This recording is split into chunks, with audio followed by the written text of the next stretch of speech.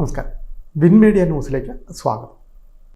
ഗൃഹനാഥനെ വെട്ടിയും കുത്തിയും താഴെയിട്ട ശേഷം ഭാര്യയുടെ മാലയുമായി മോഷ്ടാക്കൾ കടന്നു.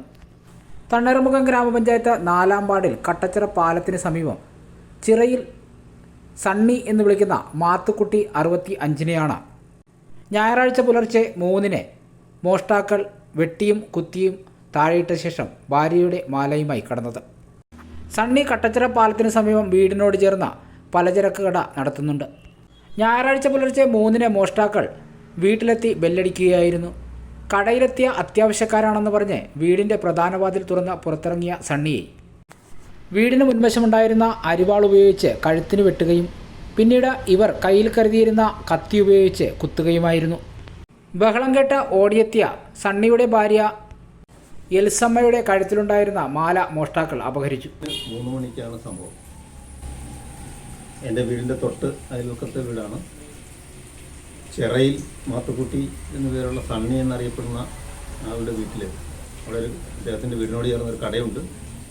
കടയിലൊരു കോളിംഗ് ബെല്ല് വെച്ചിട്ടുണ്ട് അത്യാവശ്യക്കാർക്ക് വിളിക്കാനായിട്ട്. വെളുപ്പിന് 3 മണിക്ക് ആരോ കോളിംഗ് ബെല്ല് അടിച്ചു.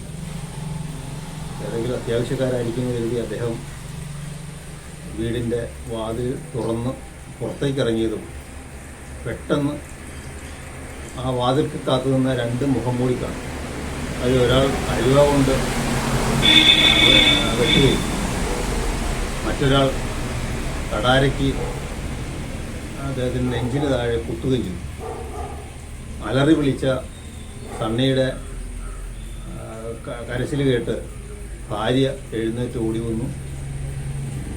ഓടി വന്നപ്പോൾ അവരുടെ കഴുത്തിൽ കിടന്ന സ്വർണ്ണമാല പൊട്ടിച്ചുകൊണ്ട് അവർ മോഷ്ടാക്കൾ കടന്നു കളയാനുണ്ടായത്.